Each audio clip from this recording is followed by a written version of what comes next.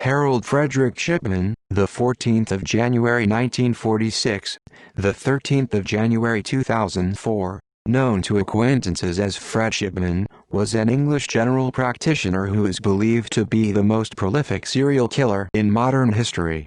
On the 31st of January 2000, a jury found Shipman guilty of the murder of 15 patients under his care, with his total number of victims approximately 250. Shipman was sentenced to life imprisonment with the recommendation that he never be released.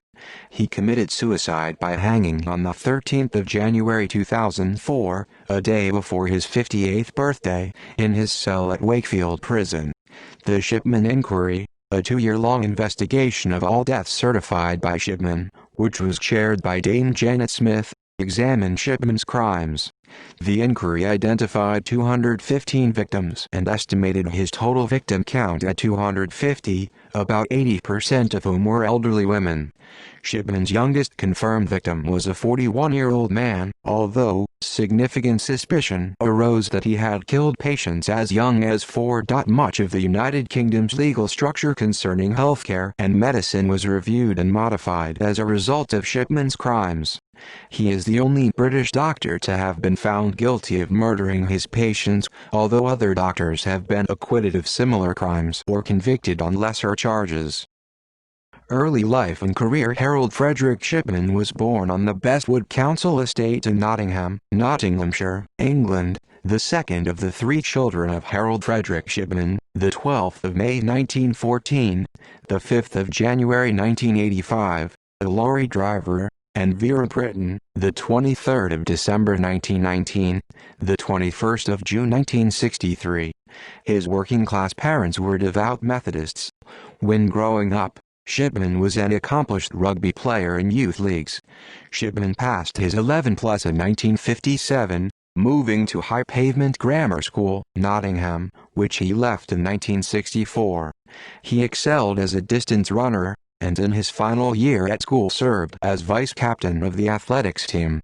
Shipman was particularly close to his mother, who died of lung cancer when he was age 17. Her death came in a manner similar to what later became Shipman's own modus operandi. In the later stages of her disease, she had morphine administered at home by a doctor.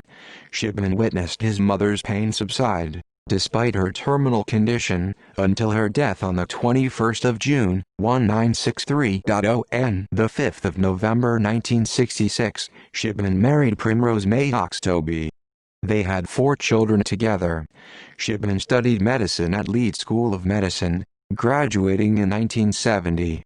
He began working at Pontefract General Infirmary in Pontefract, West Riding of Yorkshire, and in 1974 took his first position as a general practitioner, GP, at the Abraham Ormerod Medical Center in Todmorden. In the following year, he was caught forging prescriptions of pethidine Demerol for his own use. Shipman was fined £600, and briefly attended a drug rehabilitation clinic in York. He became a GP at the Donnybrook Medical Center in Hyde near Manchester in 1977. Shipman continued working as a GP in Hyde throughout the 1980s, and established his own surgery at 21 Market Street in 1993, becoming a respected member of the community. In 1983, he was interviewed in an edition of the Granada television documentary World in Action on how the mentally ill should be treated in the community. A year after his conviction, the interview was rebroadcast on Tonight with Trevor McDonald. Detection. In March 1998, Linda Reynolds of the Brook Surgery in Hyde, prompted by Deborah Massey from Frank Massey and Sons Funeral Parlour, expressed concerns to John Pollard, the coroner for the South Manchester district, about the high death rate among Shipman's patients. In particular, she was concerned about the large number of cremation forms for elderly women that he had needed countersigned.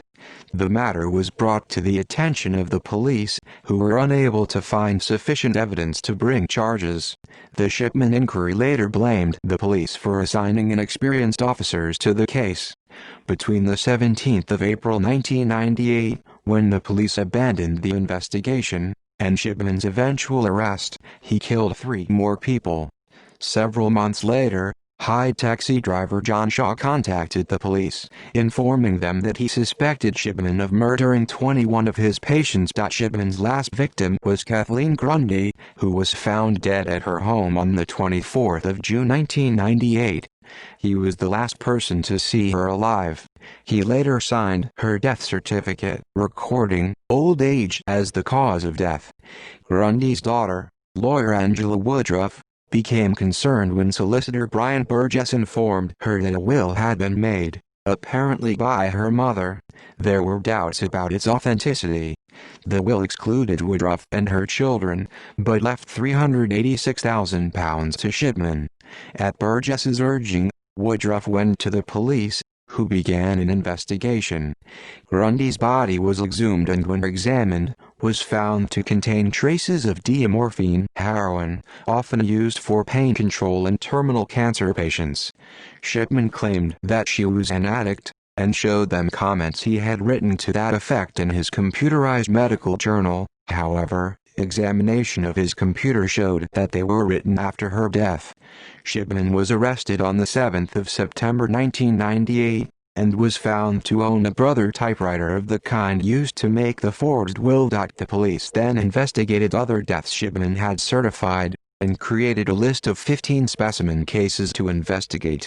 They discovered a pattern of his administering lethal doses of diamorphine, signing patients' death certificates, and then falsifying medical records to indicate that they had been in poor health. Prescription for Murder, a 2000 book by journalists Brian Whittle and Gene Ritchie, advanced two theories on Shipman's motive for forging the will: that he wanted to be caught because his life was out of control, or that he planned to retire at the age of 55 and leave the UK. In 2003, David Spiegelhalter et al.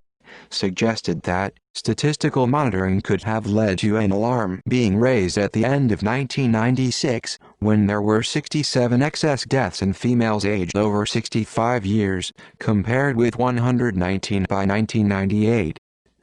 Trial and imprisonment. Shipman's trial began at Preston Crown Court on the 5th of October 1999. He was charged with the murders of 15 women by lethal injections of diamorphine, all between 1995 and 1998. Marie West, Irene Turner, Lizzie Adams, Jean Lily, Ivy Lomas, Muriel Grimshaw, Marie Quinn, Kathleen Wagstaff, Bianca Pomfret, Nora Nuttall, Pamela Hillier, Maureen Ward, Winifred Meller, Joan Melia, Kathleen Grundy. His legal representatives tried unsuccessfully to have the Grundy case, where a clear motive was alleged, tried separately from the others where no motive was apparent. On the 31st of January 2000, after 6 days of deliberation, the jury found Shipman guilty of 15 counts of murder and 1 count of forgery. Mr. Justice Forbes subsequently sentenced Shipman to life imprisonment on all 15 counts of murder, with a recommendation that he never be released, to be served concurrently with a sentence of 4 years for forging Grundy's will. On the 11th of February, 10 days after his conviction, the General Medical Council, GMC, formally struck Shipman off its register. 2 years later, Home Secretary David Blunkett confirmed the judge's whole life tariff, just months before British government ministers lost their power to set minimum terms for prisoners. While authorities could have brought many additional charges, they concluded that a fair hearing would be impossible in view of the enormous publicity surrounding the original trial.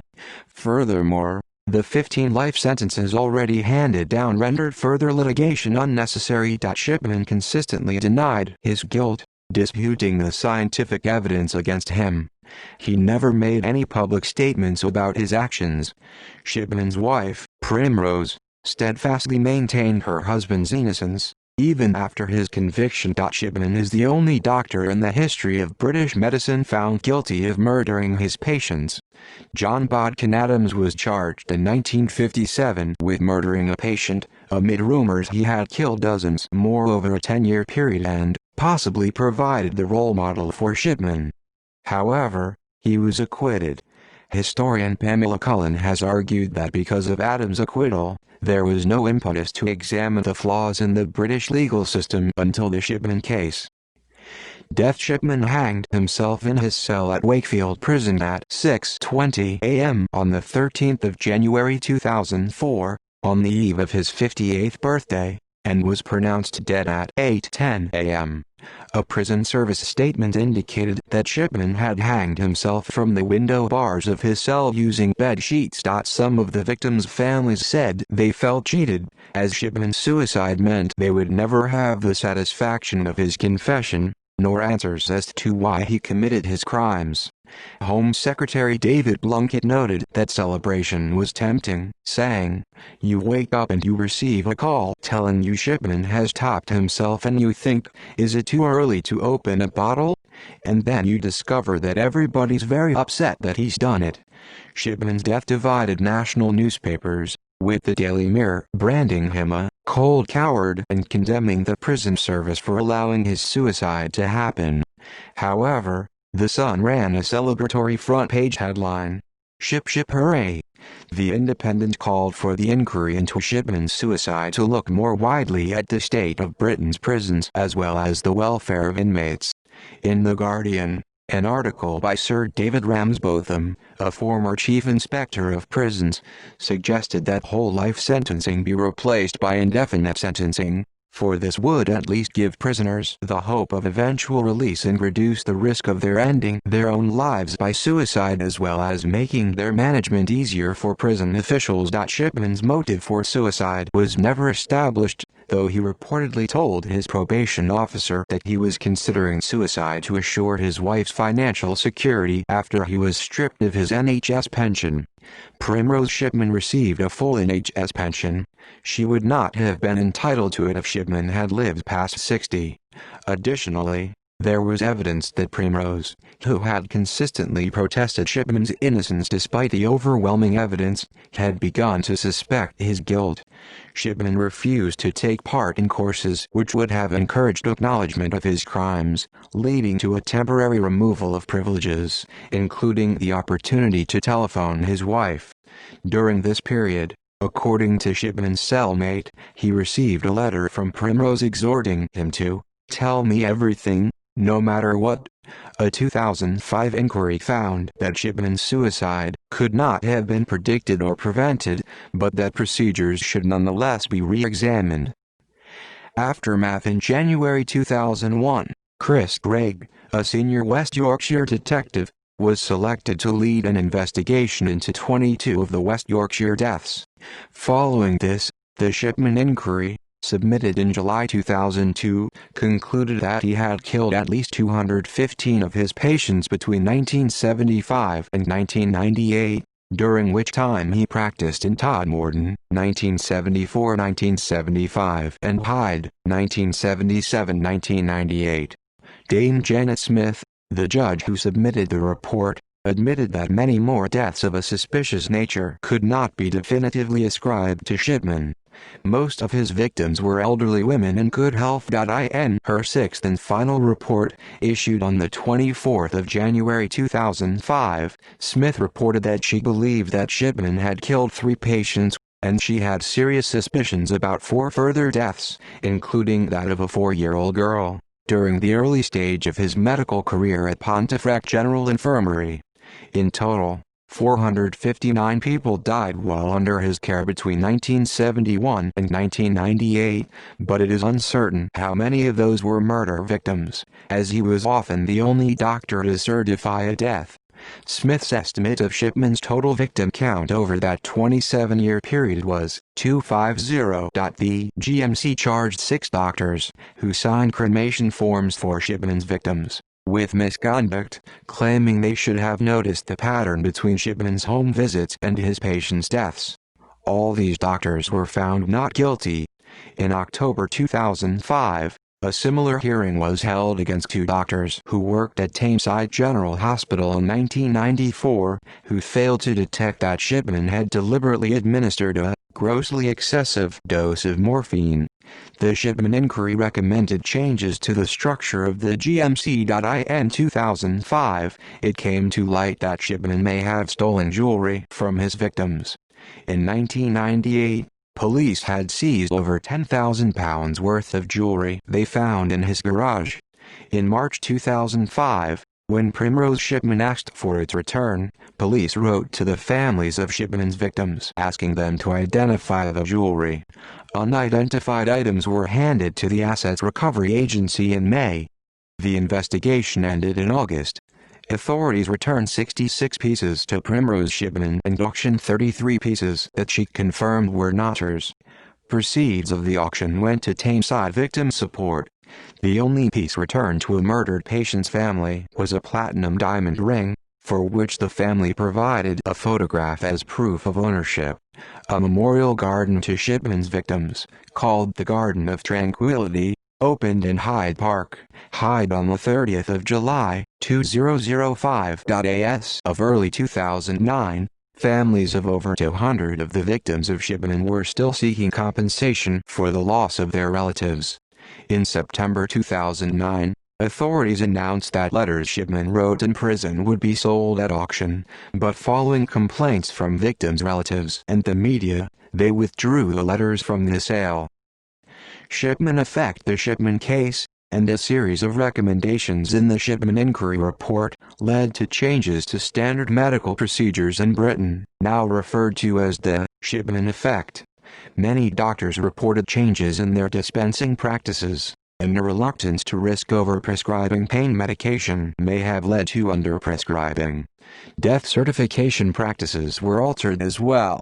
Perhaps the largest change was the movement from single doctor general practices to multiple doctor general practices. This was not a direct recommendation, but rather because the report stated that there was not enough safeguarding and monitoring of doctors' decisions. The forms needed for a cremation in England and Wales have had their questions altered as a direct result of the Shipman case. For example, the person organizing the funeral must answer, "Do you know or suspect that the death of the person who has died was violent or unnatural? Do you consider that there should be any further examination of the remains of the person who has died?" In Media Herald and Fred, They Make Ladies Dead was a 2001 strip cartoon in Viz, also featuring serial killer Fred West. Some relatives of Shipman's victims voiced anger at the cartoon. Harold Shipman, Dr. Death, an ITV television dramatization of the case, was made in 2002. It starred James Bolam in the title role. The case was referenced in an episode of the 2003 CBS television medical drama series Diagnosis Unknown called Deadly Medicine, Season 2, Episode 17. In his role as Jack Halford in the BBC One television series New Tricks during the 2010 episode, Where There's Smoke, James Bolam mentions Shipman in a lecture on serial killers. The British sitcom Gavin and Stacey made use of the surnames of known English serial killers including Shipman for some of the main characters. A documentary also titled Harold Shipman, Dr. Death, with new witness testimony about the serial killer, was shown by ITV as part of its Crime and Punishment strand on the 26th of April 2018. The program was criticized as offering little new insight. The British band The Fall referred to Shipman in their song, What About Us? On the 2005 album Fall Heads Roll. The lyrics of the song mention the doctor giving out morphine, and the chorus includes singer Mark E. Smith and backing singers chanting in call and response, What About Us? Shipman. The third season Law and Order, Criminal Intent episode, DAW, was based on the Shipman murder case.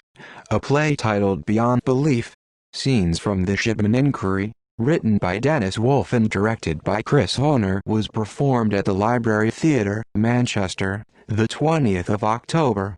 The 22nd of November 2004. The script of the play comprised edited verbatim extracts from the Shipman Inquiry, spoken by actors playing the witnesses and lawyers at the inquiry. This provided a stark narrative that focused on personal tragedies. See also References. External links Shipman Inquiry archived BBC, The Shipman Murders List of Suspected Murders Harold Shipman's Clinical Practice 1974-1998 Caso Abierto, Dr. Death, The Shipman Case Harold Shipman on IMDb.